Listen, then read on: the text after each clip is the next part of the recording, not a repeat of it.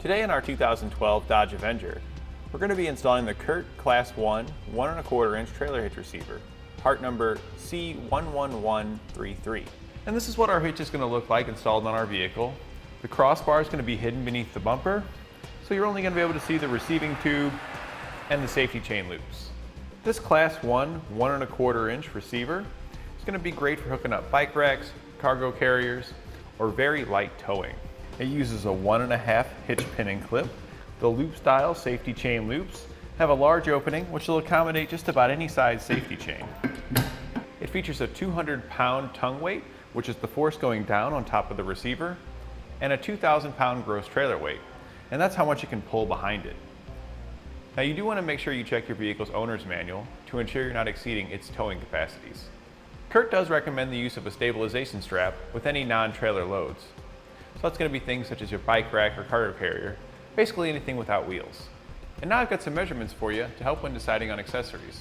From the ground to the top inside edge of the receiving tube, it's going to measure 10 3/4 inches. And since this is pretty low to the ground, I do recommend that you get a raised shank for your bike racks or cargo carriers. And from the center of the hitch pin hole to the edge of the bumper, it's going to measure about 6.5 inches. This is important when deciding on any folding accessories that may contact the bumper when in the upright position.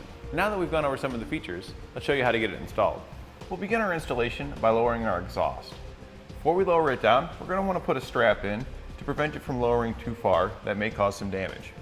So we'll put our strap around our lower control arms, and this will give us some support so we can lower it down. We'll use some spray lubricant on our rubber hangers to help make it easier to remove them, and we'll just pry them off.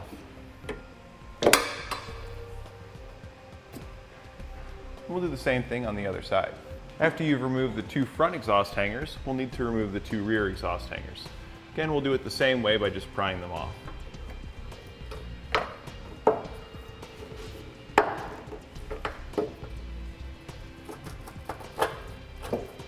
And now we've got an extra set of hands to help us lift our hitch into place. We'll go over our driver's side first, and then up over the passenger side exhaust. Take our long bolt with our large spacer on it, slide it through the outside rearmost hole in the frame, and then slide it through the hitch. Once you've got it slid through on both sides, it'll hold itself in place. We can now take our conical tooth washer with the teeth facing towards the hitch, slide it over our bolt, and then take our nut and thread it onto the bolt. Repeat that for both sides.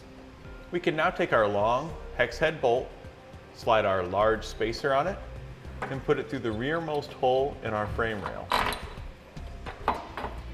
It'll slide all the way through, and then through the rearmost hole in the hitch. Then take your flange nut and thread it on the other side. And then make sure you repeat this on your passenger side. Now we can take our coiled fish wire, place your coiled end through the hitch and the frame rail, and feed it towards the front of the vehicle. And we'll be coming out the square hole further down. Once you've got it out, I like to take the straight end and put a 90-degree bend in it just to keep it from pulling all the way through. Now we can place our small spacer over our coiled end and push it up into the frame rail and thread on our small carriage bolt. Then push your carriage bolt up into the frame rail. Now pull on your fish wire, feed it back down the frame rail and out through the hole and the hitch.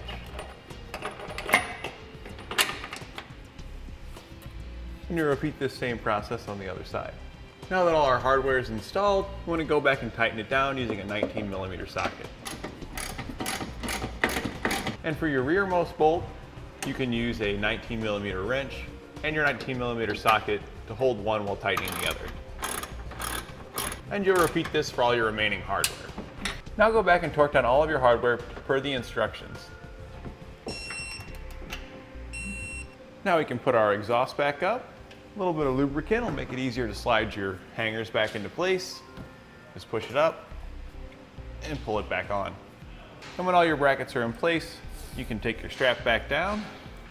And now we're ready to hook up our favorite accessory to our hitch and hit the road. And that completes our installation of the CURT Class One 1 1/4 inch trailer hitch receiver on our 2012 Dodge Avenger.